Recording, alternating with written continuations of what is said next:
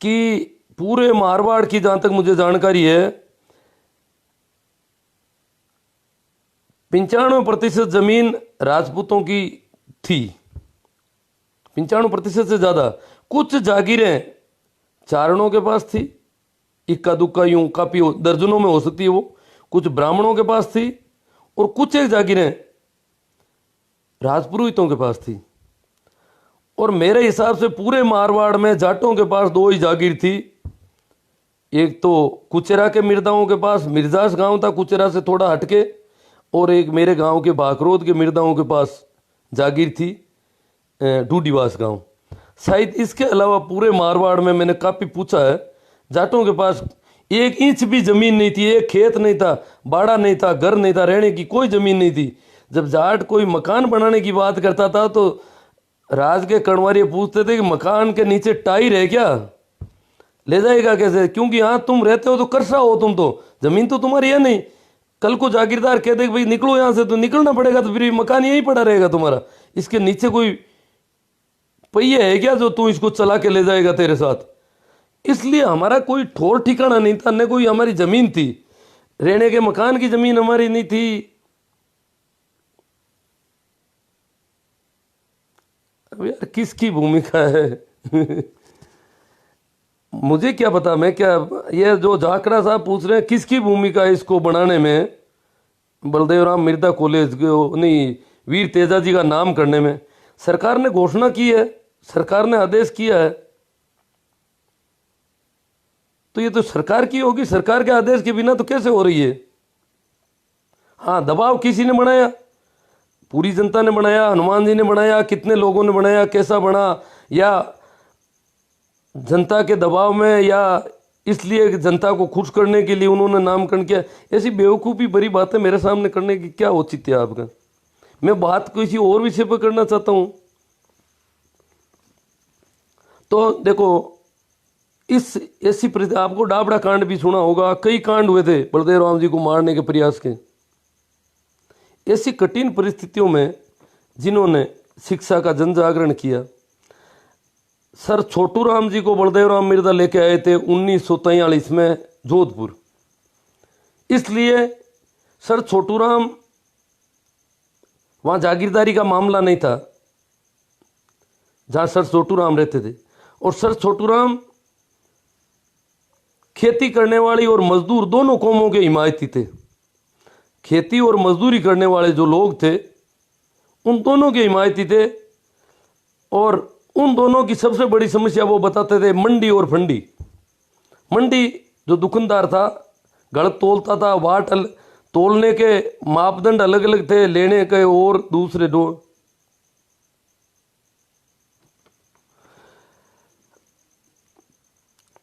जैसे खरीदते थे तो अलग बाट माप के पत्थर ला के रख दिए जाते थे, बेचने के अलग होते थे दुकानों पर।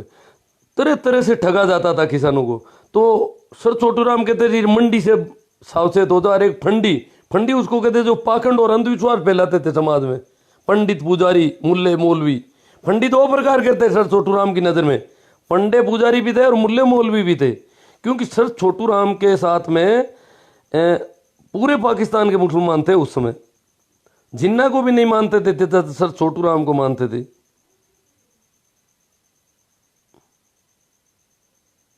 हाँ, जोधपुर में समझाते थे। तो इसलिए बलदेव राम जी सर छोटू राम को यहाँ लेके आए जोधपुर में और एक मीटिंग की। मुझे जो बुजुर्गों ने जो बातें बताई वो थोड़ी सी बताते, शेयर कर लेता हूँ मामूली।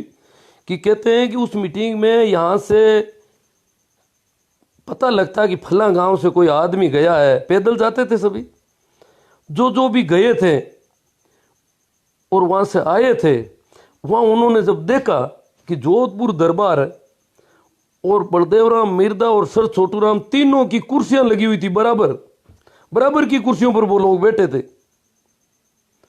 तो बराबर की कुर्सियों पर जब दरबार के बराबर गांव के किसान को, जाट को बैठा देखा, तो लोग कहते हैं कि हमारे यूं अंदर बात समा नहीं रही थी, क्योंकि गांव के जागीरदार के आदमी से इतना डरते थे कि उसके पैरों में देखते थे, सामने नहीं देख पाते थे। दरबार के बराबर बैठ गए तो उनको भर आया था, आंखें भर आई थी, आंखों में आंसू आ गए और वो बोलने की स्थिति में नहीं रहेगी। क्या हो रहा है, क्या ऐसा हो सकता है? और जब यहाँ आकर के लोगों ने उनके घर जाके पूछा कि आप जोधपुर जाके आए हो, क्या देखा, क्यों, क्या हुई मत? दरबार के बराबर बैठे थे बलदेव राम जी और सर छोटू राम, दरबार बाप जी के बराबर कुर्सियों पर। अब लोगों को विश्वास नहीं होता जैसी बात कर रहे थे वो। और कहते हैं कि इतना यहाँ ये भी कहते थे कि मान को इतो भेड़ हुई, इतने आदमी इकट्ठे हुए कि पानी पीने को नहीं मिला वहाँ जोधपुर में, जहाँ वो मीटिंग थी सर छोटू राम और बलदेव राम मिर्दा की। और दरबार भी चाहते थे कि किसानों को जागृत किया जाए इन जागीरदारों के खिलाफ, क्योंकि जागीरदार दरबार से अलग बगावत कर रहे थे उस जमाने में। तो दरबार का और जो ये सर छोटू राम का और बलदेव राम का गठजोड़ कुछ इस प्रकार था। तो और तो मुझे लगता नहीं है कि कोई ऐसी, हाँ ठीक है, सत्य प्रतीत होती है, जैसा मैंने सुना है वैसी कर रहा हूँ मैं। तो कितनी सत्य है, सुनता रहता था, पूछता रहता था, बात होती रहती थी। बताते थे कि सबसे ज़्यादा दुखी, मेरे जो बुजुर्ग बताते थे कि ये खेती करने वाले लोग सबसे ज़्यादा दुखी थे यहाँ पर, क्योंकि किसान के अलावा जो एवड़ चराते थे उनकी भी ज़्यादा ठाकुर की जोर नहीं था। जागीरदार का जुल्म सबसे ज़्यादा खेती करने वालों पर था। इसीलिए बलदेव राम मिर्दा ने जागीरदारों के खिलाफ इतना संघर्ष किया था। और कहते हैं कि सारी जातियां सुखी थी जाके खेती करने वालों के बजाय। सबसे ज़्यादा शोषण इनका होता था कि इनके साथ छुआछूत नहीं थी, इसलिए शोषण ज़्यादा होता था। बाकी लोगों को इतना शोषण भी नहीं हो पाता था। तो बहुत ज़्यादा परेशानियों से गुजरे हैं वो लोग, और धन्य हैं। एक बार मैं उनको वापस याद करता हूँ, Lord Macaulay, sir Chhotu Ram, Jyotiba Phule, doctor Bhimrao Ambedkar, Baldev Ram Mirdha, Kumbharam जी आर्य। बलदेव राम जी के जाने के बाद हमें जो ज़मीन दिलवाने की बड़ी पैरवी की वो सर कुंभाराम जी आर्य ने की। राजस्थान का जो टेनेंसी एक्ट लागू करवाया वो सबसे ज़्यादा भूमिका कुंभाराम जी आर्य की है, क्योंकि बलदेव राम जी उस समय हमारे बीच में नहीं रहते।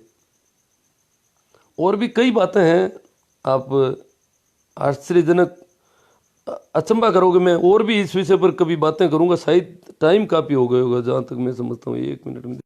ठीक है मित्रों, पर्याप्त है।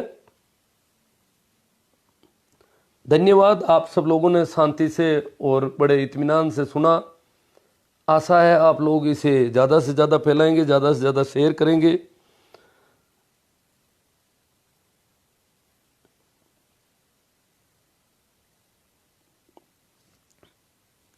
धन्यवाद। एक बार फिर मैं आप सबको प्रणाम करते हुए, राम राम करते हुए आपसे विदा लेता हूँ। धन्यवाद। शेयर करना नहीं भूलें।